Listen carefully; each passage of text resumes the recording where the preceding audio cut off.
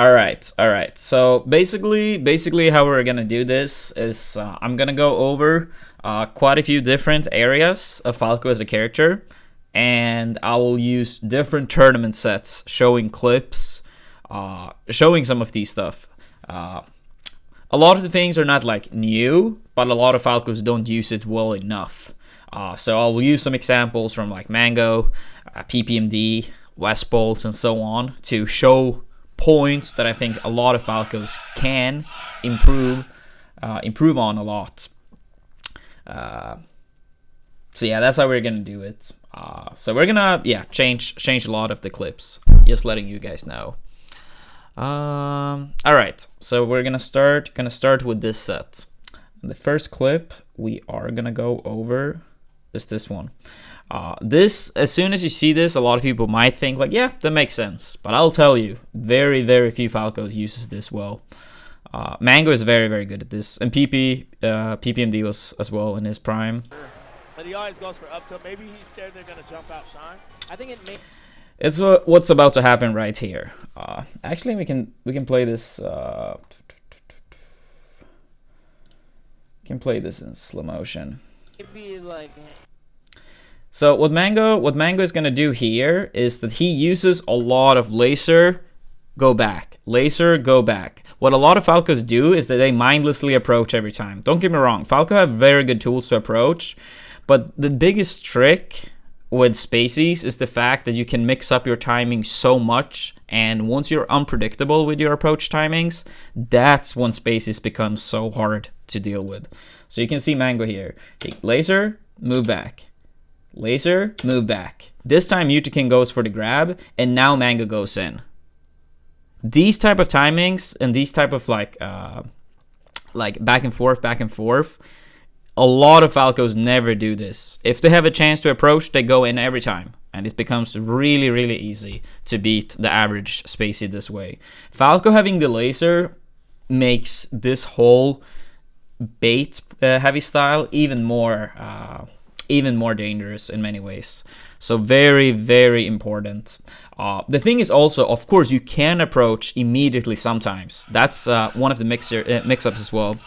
Yo, Senior, thank you for the prime, buddy. Like, I'm not saying that you cannot approach immediately, ever. It's just that the average player approaches right away every time. And doing the aerial super early on top of that as well. By that I mean that they try to attack where the opponent is rather than where they will be, because a lot of people, they move back when you approach, and then people complain about, oh, Sane is lame, dashing back, etc, etc, which is something we're gonna go over later as well, how to beat dash back. But yeah, 344. All right, then the next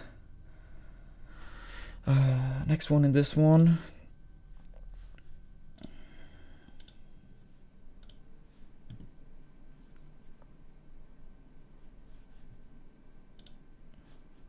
That pivot was actually pretty interesting that Mango went for another force smash, because the first one got punished pretty hard. He dashed away, and I think Mango caught it. Similar concept here. He gets laser. This time he actually could have stayed on shield. I think Mango thought he was not going to get as close to Mutaking as he was, because approaching with laser is really, really good. Because you can do like laser shine right away. Really, really good option, especially against Fox, I would say, because the break in between the laser and the shine is very small. So that's a really underrated approach option overall. But you can see Mango do laser, moving back, and then he attacks right away. This was a different timing than last time, and he successfully hit Mutaking when he was acting out of the shield. He dashed away, and I think Mango caught it. Yo, Morgan, thank you for the prime, buddy. So laser, moving back, quickly back in, and then he hit Mutaking as he was acting out of the shield. Very, very good. And I'm gonna show another example here. I like it. Saw the DI off that up tilt for right away. I like it. Saw the Laser, DI moving back. Laser, moving back. And now he caught Mutaking with an approaching laser. Mango does this so much, but it's so hard because he mixes it up well between going in immediately, doing it once, doing it 2 times, and it's really hard to play against. Because Mango positions himself on a spacing where you can't most of the time really punish him. It basically comes down to you guessing when he goes in. And that's a very hard game to play. That's a very, very hard game to play. So for Falco players, actually for Smash players overall, but Falco can use this so well with dash and laser. Fantastic options. Fantastic options. We're also gonna go over GTX.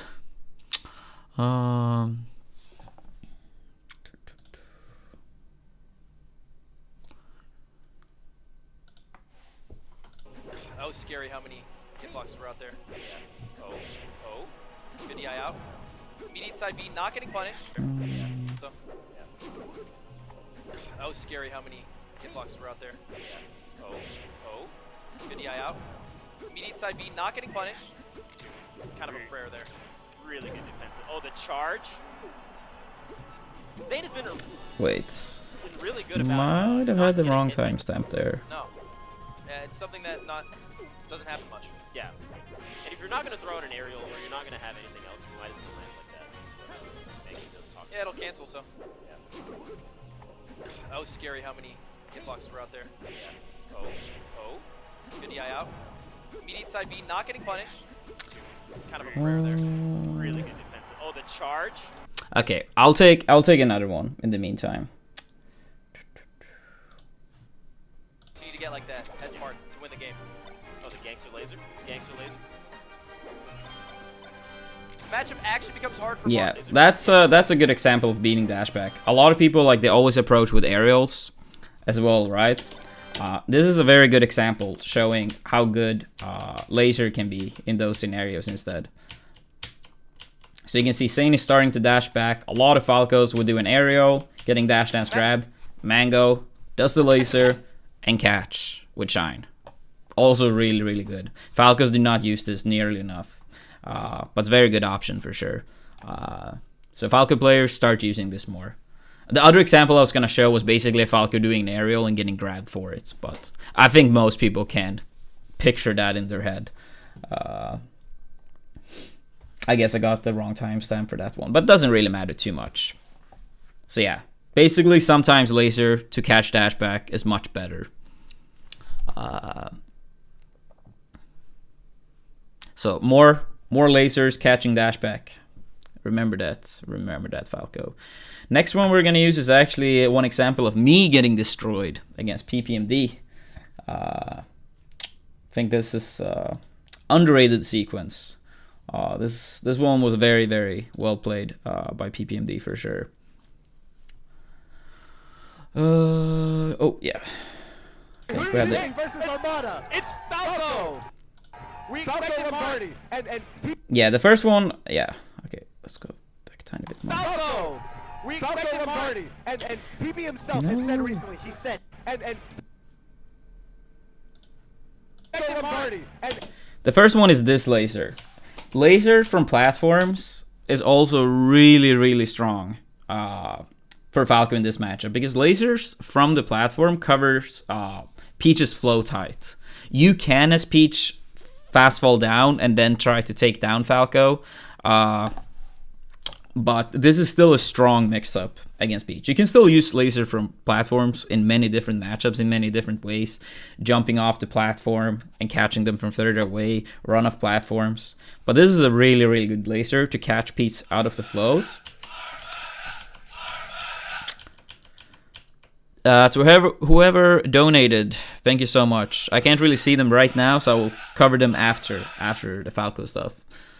And thank you for the 2 months with Twitch Prime. So yeah, catching the float with the laser. This time, I'm pretty sure PP had studied this specific scenario in advance. He knowing that I like to fall down with aerials, at least at the time. And then he knows that I'm falling down with an air, covers my landing, and boom, I die a full stock from one laser.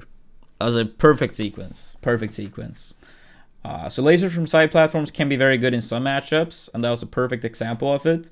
I really don't think Falco uses it enough. which is a shame.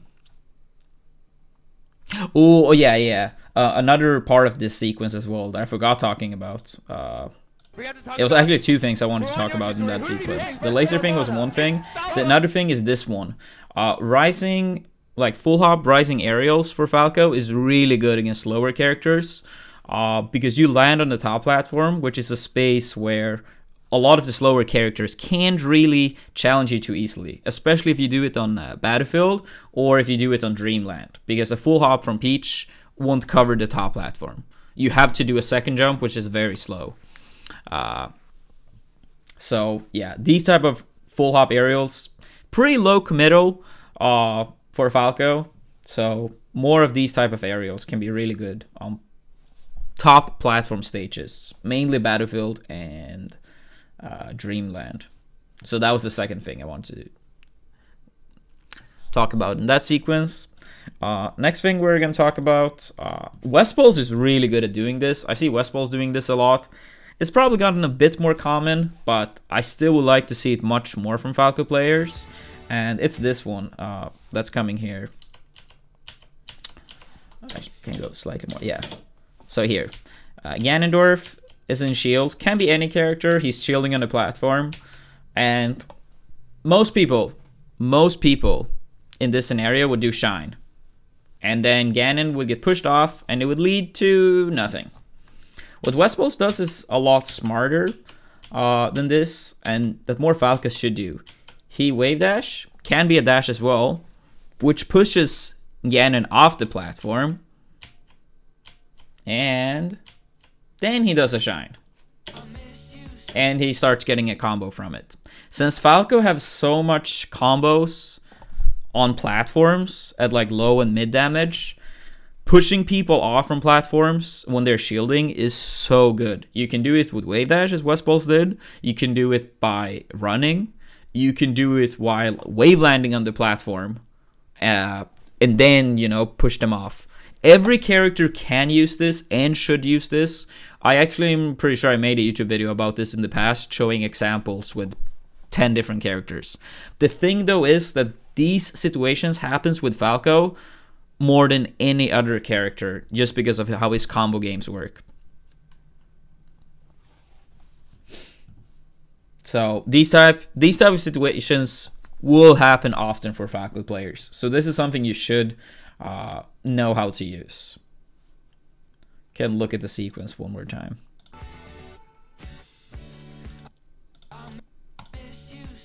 Really good.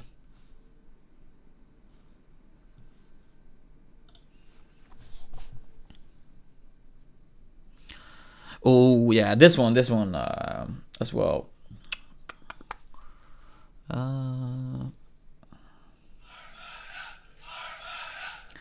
Jurge, thank you for the sub, buddy.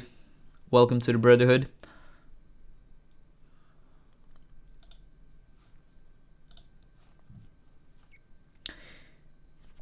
I actually think me and Levin talked about this sequence like 6-7 years ago, but I don't really see anyone use it still. These guys play well against each other. Yeah, I'm getting totally. shivers right now, dude. I'm Yeah. getting nerd chills. Oh! No jump. Yeah, You that's- can't do It's forward. similar to these type of scenarios. This might not be the exactly best example, but I think it's good enough to show what I'm talking about. In those type of scenarios, I think most people can see what Mango's going to try to do here. He's going to try to do a Shine and then down air. Issue with that many times is that people, just like Leffen, de-ice away. And you get nothing from it. One thing that I personally suggest in some of these scenarios, not all, because it depends on how much time you have, is that you can see that when Mango hits this Shine,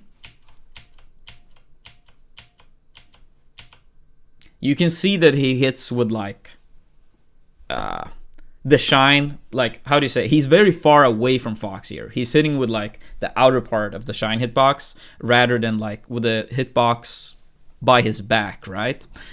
And the thing that happens here is that when he de-ice away, when Leffen de-ice away, the downer will not connect. But if Mango was further to the right here, if we go back a tiny bit again, if Mango was a bit, you know, more to the right here, he could have caught the DI and then downered. So you can basically overshoot your shine. This is very similar concept to how you do shine backer with Fox, where you hit with the top part, so they travel down and you're already further down, rather than if you hit with the bottom and they are already at the bottom and then you try to do a backer. So overshoot shine can be very important in those scenarios. Another one that I also talked about, I think back in 2012 or 13, was that in some of these scenarios, yo Dram, thank you for the 18 months. Another one in those type of scenarios is that I don't think Mango might have had enough time here, but it's that you fast fall down and then jump down air. That's also very, very good. That have started to become more common. I see Falcos go for it more and more. I remember there was one tournament recently I saw Ginger do it quite a few times. The thing is though that won't always kill at as low damage, which is why I think the overshoot shine downer occasionally can be better. But yeah, sometimes jump like this, and instead of doing shine at all, you fast fall down, jump up, down air. Natural, thank you for the prime, buddy. So yeah, this is very, very important with Falco as well. So both of the things I said, overshoot shine to catch the DI away, or fast fall down, jump down air. I don't think Mango had time for that in this particular example, but these examples happens so much.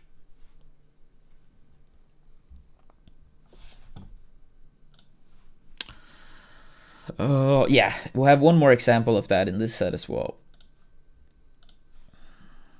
Much hit time. Oh yeah. Mango able to get it, get back on the stage, double jump and back air. You see, hitting with the top part of the shine, and Leffen escapes. Leffen didn't actually have too good of a DI, but even then, he still escaped, which shows that unless they basically hold in, they won't get down-aired, which is why the overshoot shine. Or fast fall low, jump, down air, and then you land on stage. Preferably. Virtual Void, thank you for 17 months.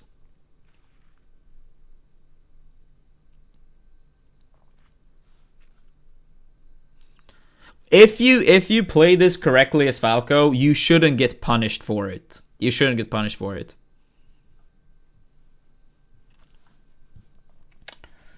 But it's all about knowing like the timings, when will they get out of the hit stun and stuff, how much time do I have to overshoot, like how much time do I have. Like if I don't have enough time, then sure I might get punished for it. But that's a very crucial part of like punish game in Melee, is knowing exactly when the hit stun ends, you know. So very, very important. Another one that I feel like this one might apply quite a bit more to like mid-level Falcos. Mango does this all the time, but I personally feel like a lot of Falcos don't use this enough. But it's not going to be anything mind-blowing. But it's like every time you whiff a laggy move against Mango on shield, he always do that. Every time. And a lot of Falcos try to like jump with like an aerial out of shield or something like that.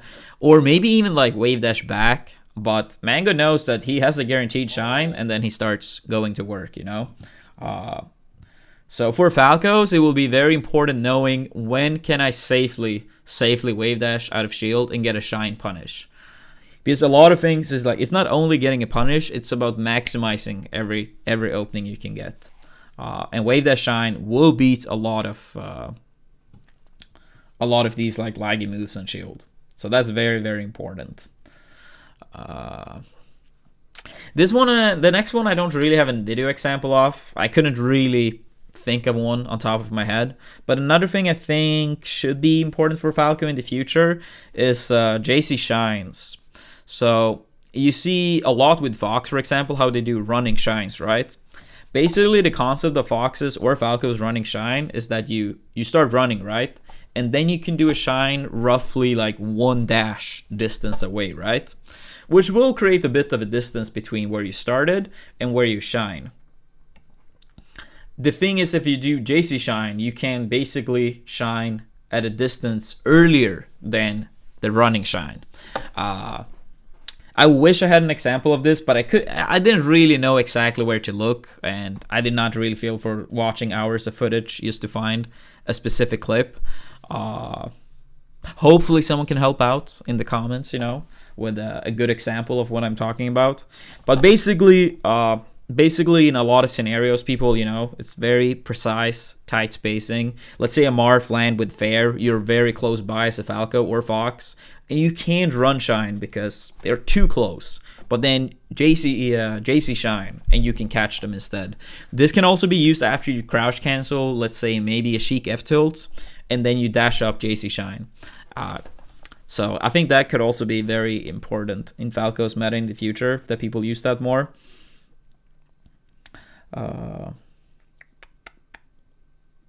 Could actually be used sometimes in like tech chase scenarios, most likely as well.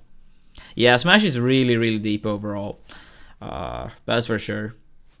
I wish I had an example of this, but hopefully I could explain that properly enough.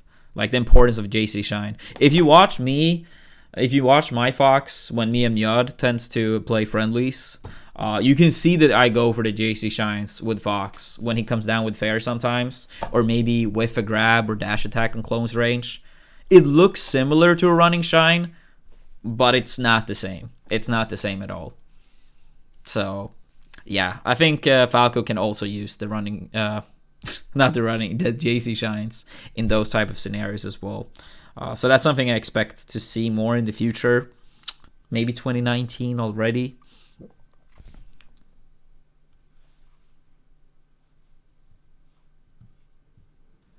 But yeah, that's gonna be the main factors for like where I want to see Falco go. Like, of course, Melee is such a deep game, and you could go on hours and hours